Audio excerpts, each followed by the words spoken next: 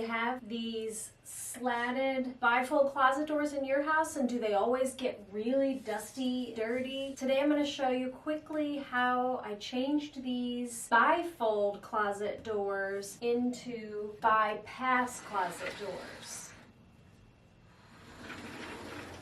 They open either way, so you still have full access to the closet because they open all the way to the side. And the reason why I did this is because I built this shelving unit, library wall / vanity area in my daughter's room, and it does come out a little bit past the door opening. And so when they were bifold, this door did not open all the way because of the desk area here.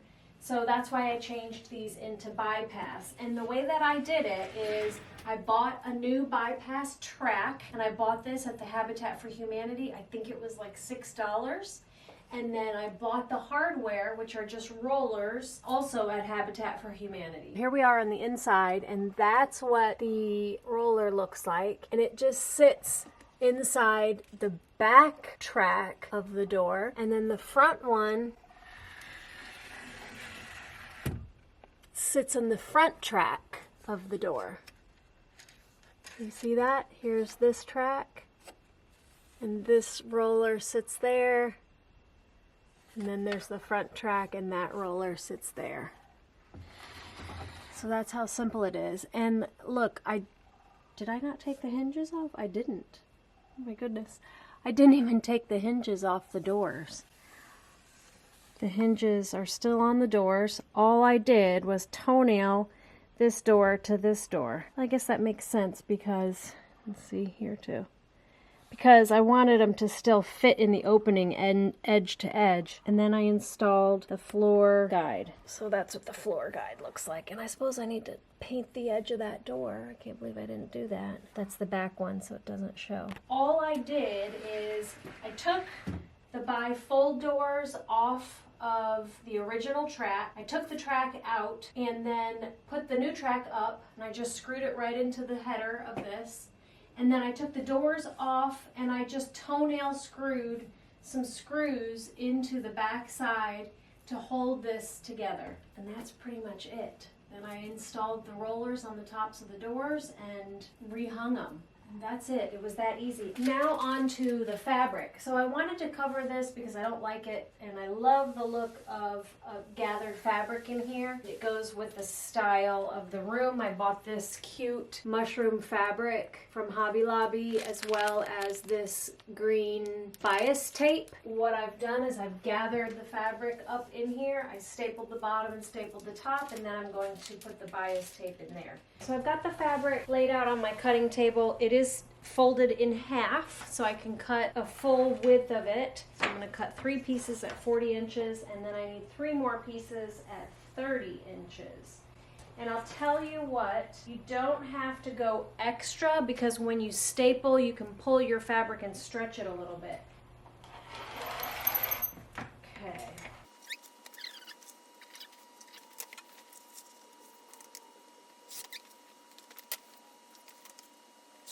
And 3. Alright, so let's take this to the sewing machine and I'll show you how I gather it. So I have an upholstery weight thread in here so that I can gather it without it potentially breaking. And I'm just going to run my longest possible straight stitch across the top and the bottom. And I'm just going about 1/4 of an inch from the edge. Pull out an extra tail at the end. No stitching, no back stitching at the beginning or the end. So there's my long running stitch. Now I'm going to grab my top thread and I'm just going to gather this up. And the reason I can do this is because it is an upholstery weight thread in here, so the fabric just moves across it nice and easy. So I'll go about halfway across, and then I'll start from the other side and go halfway across there.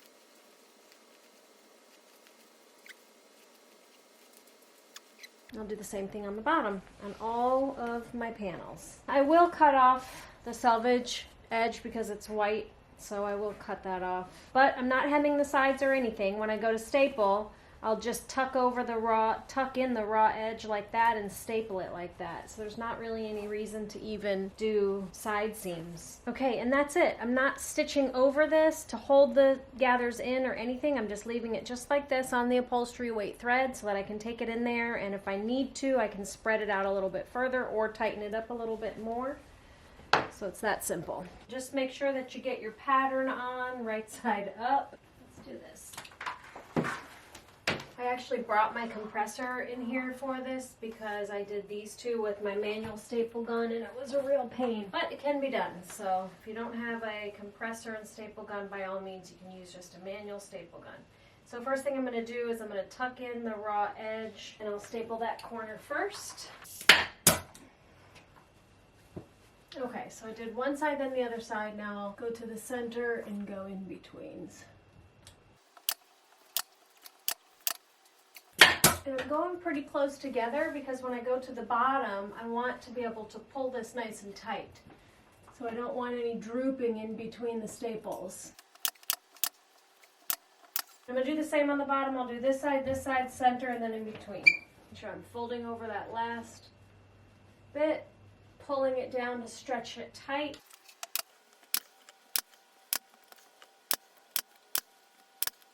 And I said what I was going to do is go there to there, and I didn't do it. So before I get too far across here and I don't have this folded under all the way, I better do that.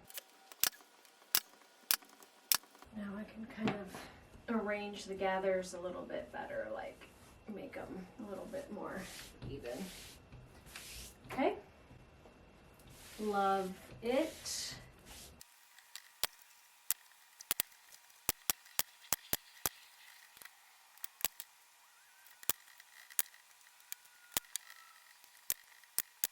Okay, time to trim off the excess, and you'll need really good scissors for this or a very sharp razor. This whole project would be a lot easier if the doors were not hung. If you're going to do this project, it would be a lot better just to go ahead and take them off and lay them flat. Okay, time for some trim.